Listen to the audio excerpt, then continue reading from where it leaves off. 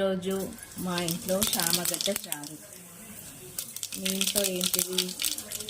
ఈరోజు మేము అల్లం ఎల్లిగడ్డ ఉల్లిగడ్డ వేసుకోము.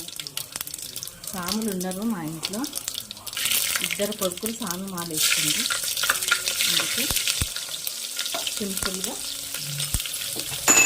జీలకర్ర పొడి, మిరియాల పొడి,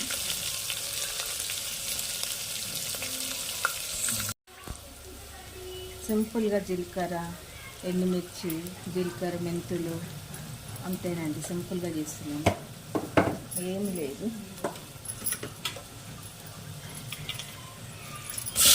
చామగడ్డ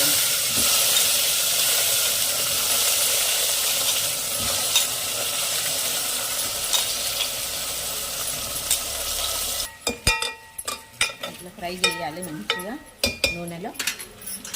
దీంట్లో ఎంత కరివేపాకు, సింపుల్గా అండి చారు. ఏది లేదు, అల్లం ఎల్లిగడ్డ లేదు, ఉల్లిగడ్డ లేదు, కొద్ది ఇంగువ, ఏది లేకున్నా మంచిగా అవుతుంది. ఫ్రై చేయాలి. ఫ్రై చేసినాక కొద్ది టమాటా వేసుకోవాలి. కొద్ది టమాటా ఉడకాలి.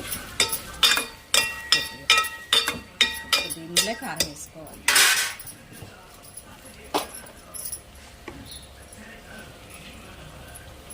పచ్చిమిర్చి, ఎండుమిర్చి, మిరియాల పొడి వేసినట్టు సరిపడి కారము, సారం, కొద్ది ఉప్పు. ఉప్పు తక్కువ అయితే తర్వాత వేసుకోవచ్చు. ఇప్పుడైతే 2 స్పూన్ వేసిన. టమాటా ఉడికినాక చింతపులుసు పోసుకోవాలి. మంచి టమాటా మంచి ఉడికిందండి. ఇప్పుడు ఇందులో పులుసు వేసుకోవాలి, చింతపులుసు.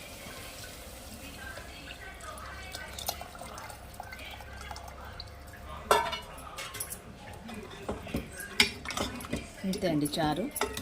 దీంట్లో కొద్దిగా బియ్యం పిండి వేసుకోవాలి.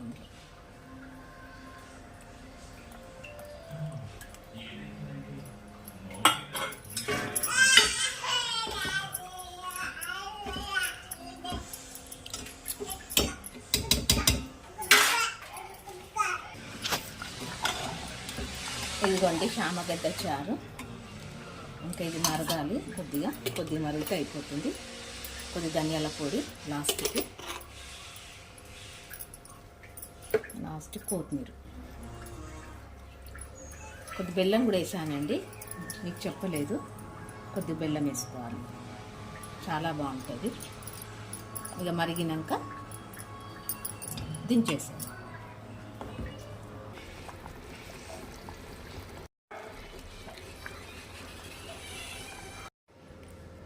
కంప్లీట్ అయిందండి చామగడ్డ చారు.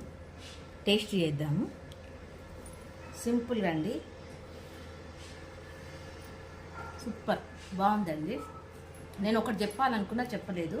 చామగడ్డలు ఫస్ట్ ఉడకబెట్టుకోవాలి. ఉడకబెట్టుకొని పొట్టు తీసి చారు చేసుకోవాలి. అంతేనండి.